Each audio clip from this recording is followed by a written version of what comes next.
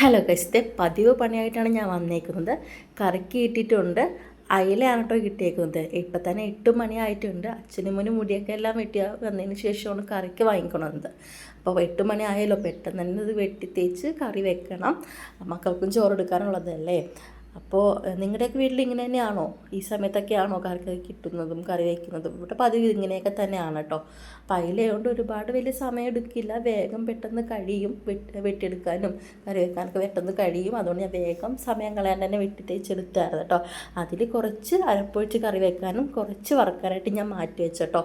അപ്പോൾ ഇത് വേഗം വെട്ടിയതിന് ശേഷം ഞാൻ വേഗം തേങ്ങാക്കൊത്തൊക്കെ എടുത്ത് അരച്ച് വെച്ചായിരുന്നു. പിന്നെ ഉണ്ടല്ലോ, ഒരു മുട്ട ഉണ്ടായിരുന്നുള്ളൂ കേട്ടോ, ഒരെണ്ണത്തിൽ മാത്രം. ഞാൻ വിചാരിച്ചു എല്ലാത്തിലും മുട്ട ഉണ്ടാവുമെന്നുള്ളത്. അയിലയും കണ്ടിട്ട് നല്ലതായിരുന്നു കേട്ടോ, കറി വെച്ചിട്ട് നല്ല രസമുണ്ടായിരുന്നു. അപ്പോൾ അരപ്പൊക്കെ തിളച്ച് വന്നപ്പോൾ അതിൽ കുറച്ച് കഷ്ണങ്ങളൊക്കെ ഇട്ടു. കുറച്ച് ചാറ് കൂടിപ്പോയി, അതോട് കുറച്ച് നേരിട്ട് വറ്റിക്കേണ്ടി വന്നു. അപ്പുറത്ത് വറുക്കാനിട്ടായിരുന്നു. എന്തൊരു ചൂടാണ്, സഹിക്കാൻ പറ്റുന്നില്ല. അപ്പോൾ അച്ഛനും മോനും പോയി വന്നപ്പോൾ കുറച്ച് കേക്ക് കൊണ്ടുവന്നായിരുന്നു കേട്ടോ. അപ്പോൾ അതിൽ നിന്ന് ഒരെണ്ണെടുത്ത് ഞാൻ കഴിച്ചായിരുന്നു. അപ്പോൾ ഇത് പുറകെ തന്നെ അച്ഛനും വന്നിട്ടുണ്ടായിരുന്നു. അച്ഛനൊരു കിറ്റിൽ എന്തോ തന്നപ്പോൾ നോക്കിയപ്പോൾ പച്ചമാങ്ങയാണ്, അത് ചപ്പിക്കുടിയ മാങ്ങയാണ്, പഴമാങ്ങയാണ്. അപ്പോൾ അത് പഴുത്തതിന് ശേഷം നമുക്ക് കറി വെക്കാമല്ലോ.